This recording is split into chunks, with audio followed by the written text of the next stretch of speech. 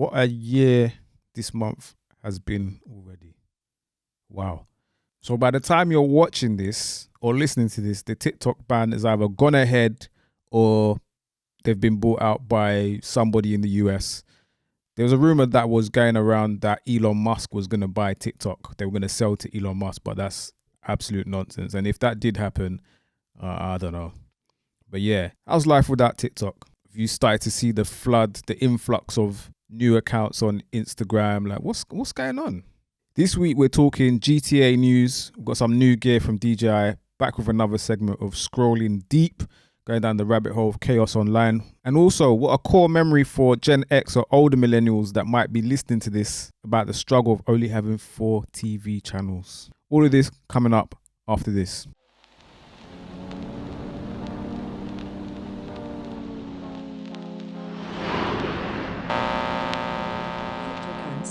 Artificial intelligence, Web 3.0, consumer electronics, social media, the metaverse, biotechnology, autonomous vehicles, the Internet of Things, virtual reality, augmented reality, CRISPR, space travel, digital media, next generation gaming, e-commerce, robotics, climate change, carbon neutral, engineering, wearable technology, digital health.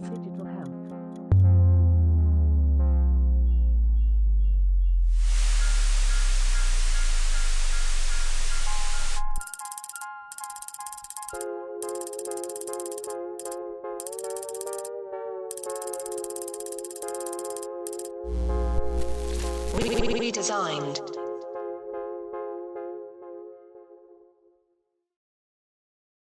So if you're a first-time listener or the first time you're watching on YouTube, this is Redesigned Podcast. This is the podcast where we talk about all things tech and digital culture, everything from robotics to crypto to artificial intelligence to what's going on social media. We're going to be talking about all of that stuff. And one of the core things about this podcast is we love a bit of nostalgia. We like to look back at the past of retro tech, things that happened in popular culture back in the day, music, and also how it affects the different generations as well. So if you're here for the first time, welcome aboard. Don't forget to like, comment, subscribe, get involved in the conversation as well. If you're locked in on Spotify, you can actually comment inside the episodes.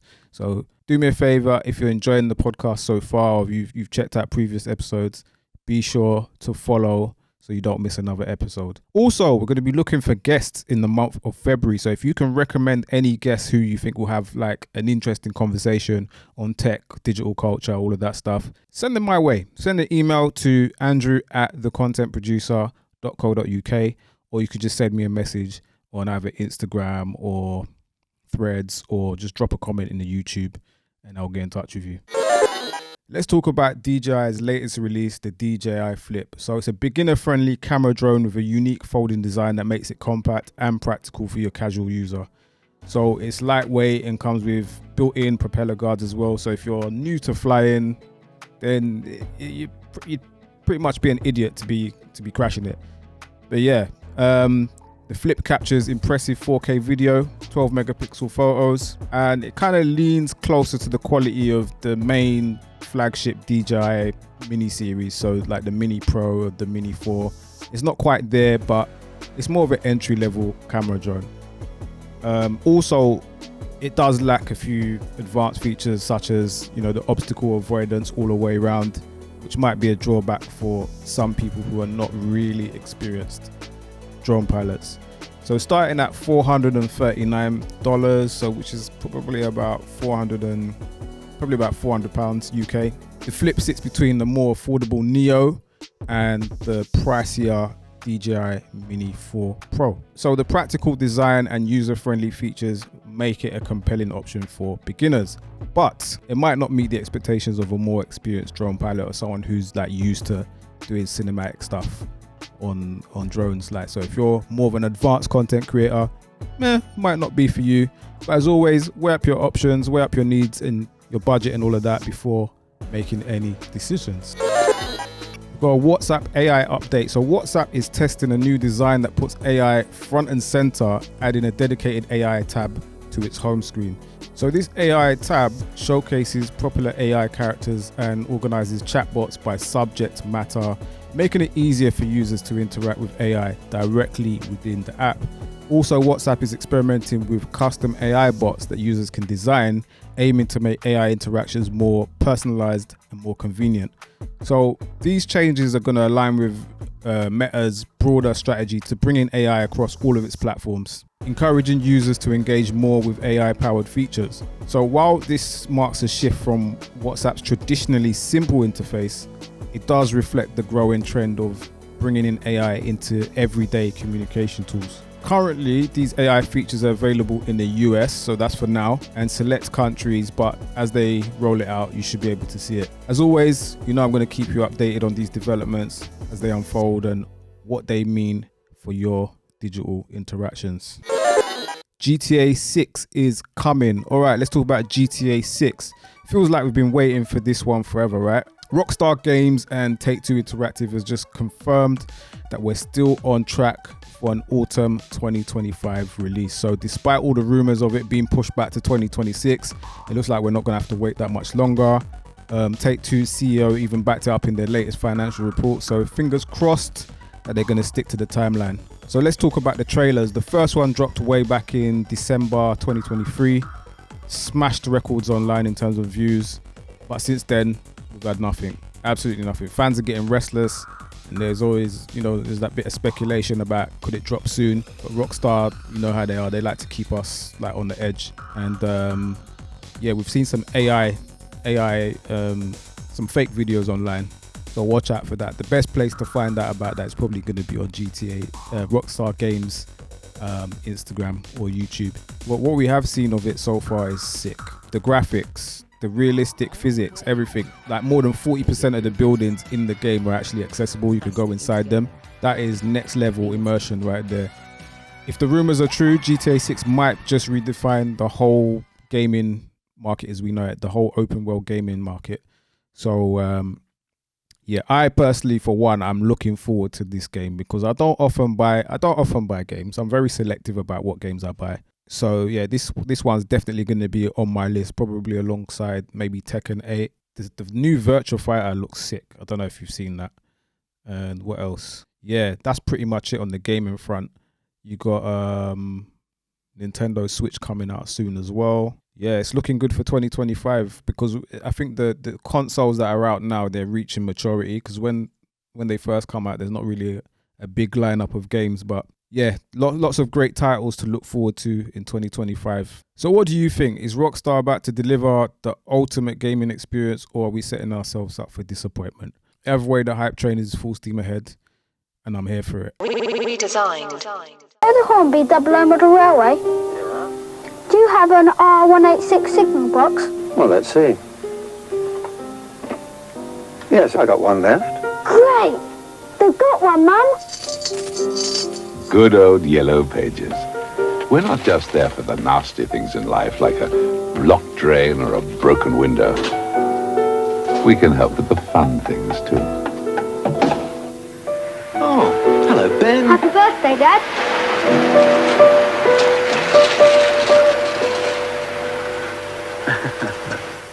Yeah, shout out to J.R. Hartley. The yellow pages, mad. Kids don't know, man.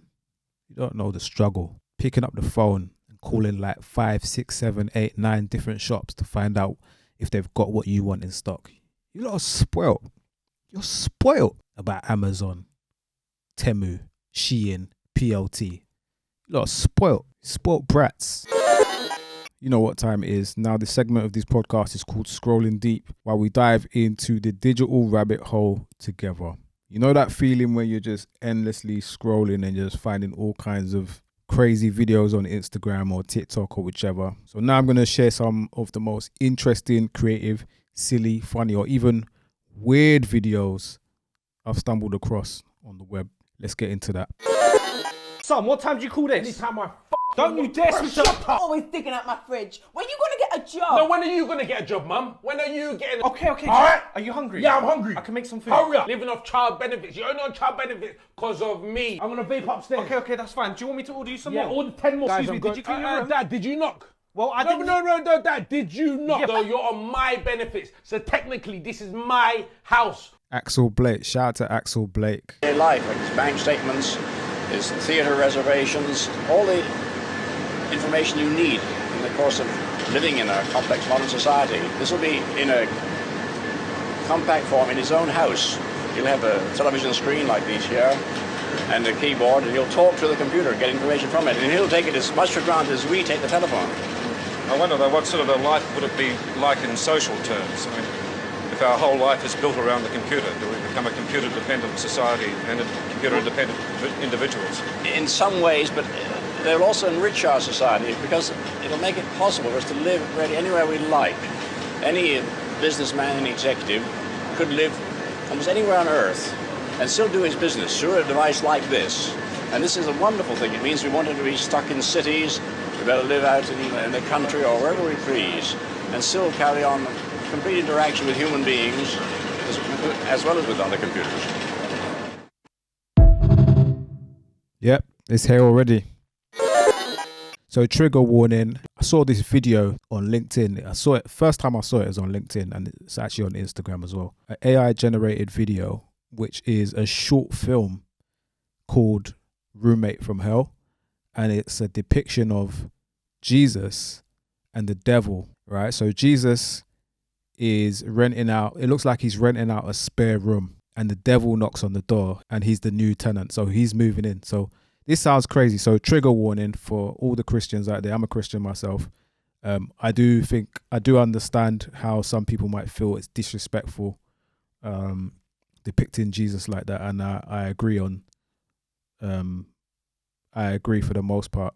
The point of me showing this video though is to show how far people can actually go with the AI when it comes to storytelling. But yeah, none of this was done by a professional. It was done by text to video AI.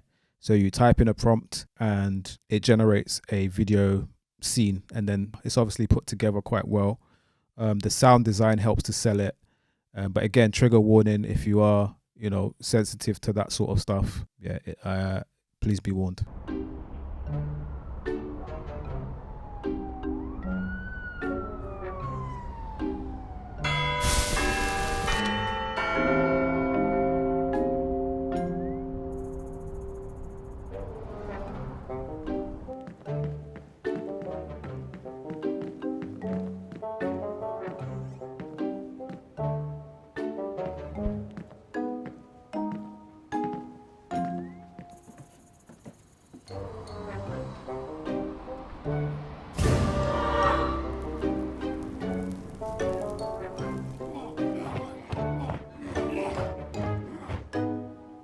This is definitely one of the wildest videos I've seen online, in a long time. But yeah, let me know your thoughts on that video.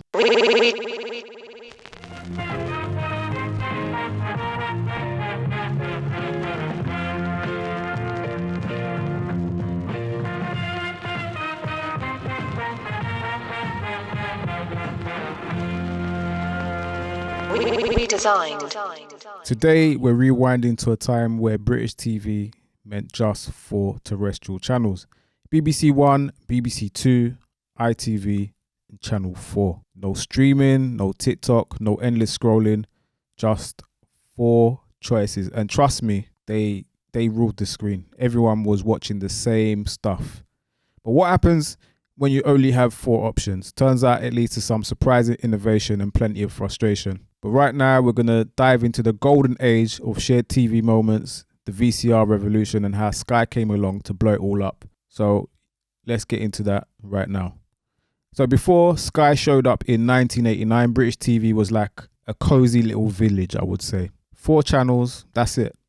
But here's the thing, those channels had to work hard to grab your attention. And they all had their own unique personalities. Each one of those channels had their own personality.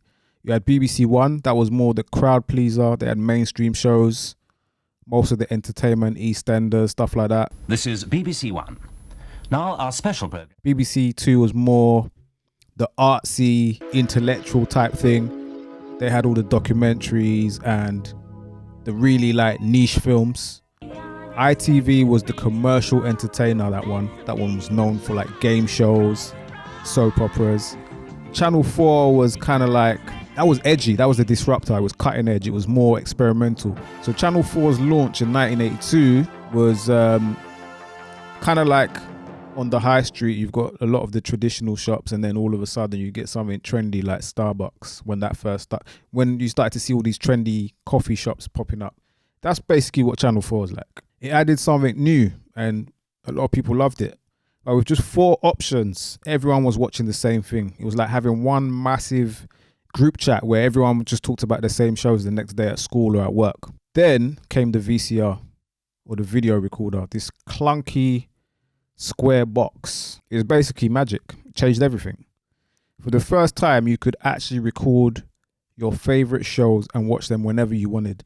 I think the thing is, with these kids, they don't understand. They really don't understand that back in the day, TV was on the broadcaster's schedule, not on your own. So you literally had to circle your time to watch certain programs. And if you missed it, that was it. If you missed it, you missed it. You might not ever see it again. And these kids will never understand because they live in a world where they could just type whatever they want to watch on their phone and it's there. But not us. We had a hard life, But anyway, the VCR, that changed everything. So you could watch your favorite TV programs whenever you wanted. Missed an episode of Coronation Street, no problem. You missed the World Cup match, no problem. You could just get it recorded. Simple. Tell you what though, it was really difficult to program a VCR. Felt like cracking a safe. You press the wrong button, you miss one step, and that is you. It's not going to record. Let me tell you a story though. Do you know what? My dad used to use me as VideoPlus. I'll tell you what VideoPlus is.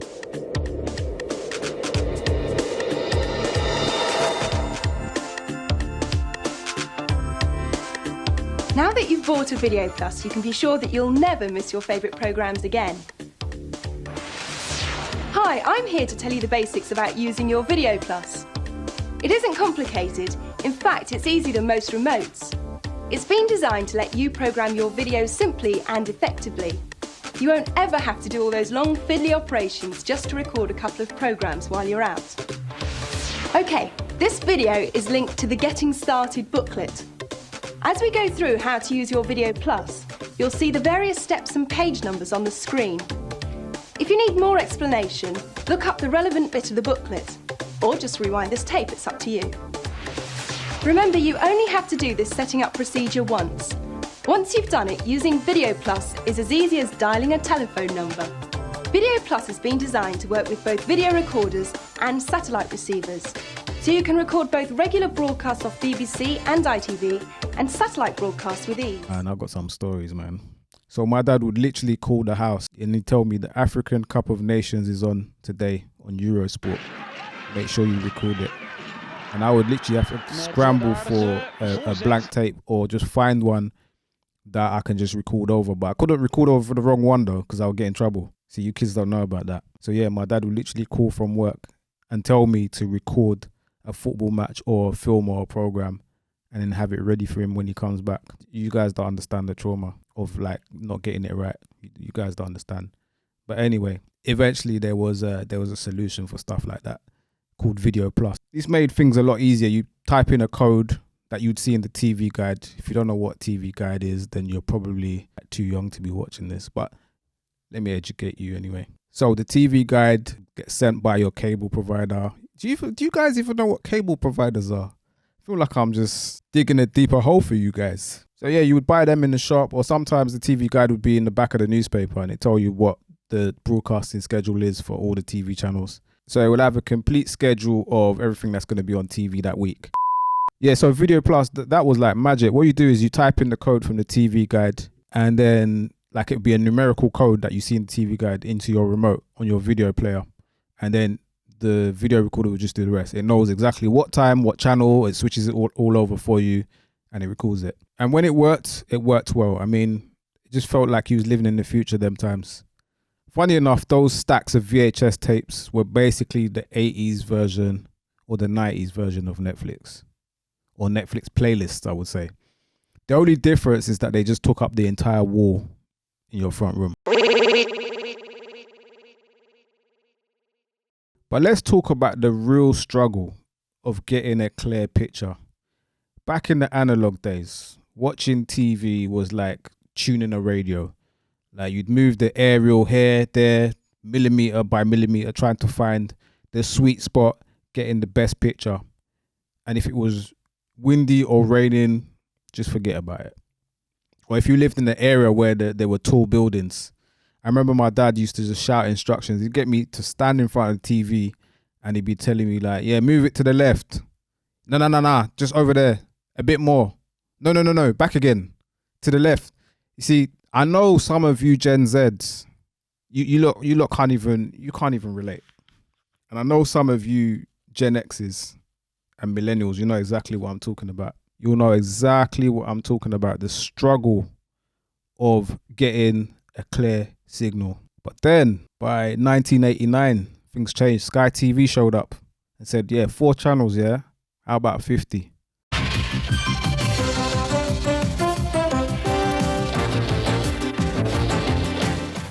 So suddenly there was channels for everything. Sports, movies, shopping. Who remembers QVC? Oh my days. Why would anyone need more than 4 channels? Kind of like when people said, why would anyone need Netflix when we had DVDs?